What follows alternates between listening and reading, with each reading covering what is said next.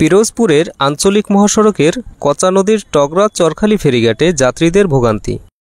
প্রতিনিয়ত এখান থেকে খুলনা, বরিশাল, পিরোজপুর, ভান্ডারিয়া, মঠবাড়িয়া, বরগুনা, আমুয়া, কাঠালিয়া সহ 12 রুটের যানবাহন ও লোকজন চলাচল করে। এছাড়াও পাথরঘাটা মৎস্য অবতরণ কেন্দ্রের মাছবাহী ট্রাক এবং খুলনা ও যশোর থেকে আসা সবজিবাহী ট্রাক এ ঘাট দিয়ে নদী পারাপার হয়, যেখানে নিয়মিত 2টি ফেরি চলাচল করে। আবার বেশিরভাগ সময় একটি ফেরি দিয়েই গাড়ি পারাপার হয়। তখন দুই পারে অনেক ছোট বড় যানবাহন ও লোকজন দাঁড়িয়ে থাকে। ফেরি এক পারে থাকলে অন্য পারের যাত্রীরা বাধ্য হয় নৌকা ও ট্রলার যোগে বাড়তি ভাড়া দিয়ে ঝুঁকি নিয়ে নদী পারাপার হয়, যেখানে ট্রলার ভাড়ার নেই কোনো নীতিমালা। বর্তমানে জনপ্রতি নেওয়া হয় 20 টাকা করে, আর মোটরসাইকেল সহ 2 জনের ভাড়া 60 টাকা। তবে রাত্র হলে তা হয়ে যায় 1.5 গুণ। তখন তারা ইচ্ছে মতো ভাড়া হাঁকেন।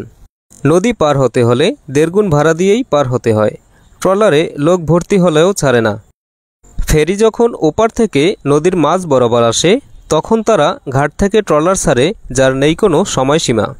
এখানে সবকিছু যেন চলে ওদের ইচ্ছে মতো। মানুষকে জিম্মি করে টাকা আদায় করা এখানকার পেশা হয়ে দাঁড়িয়েছে। বর্ষা মৌসুমে নদীর পানি বৃদ্ধি পেলে যাত্রীদের পানিতে ভিজে ওঠানামা করতে হয়।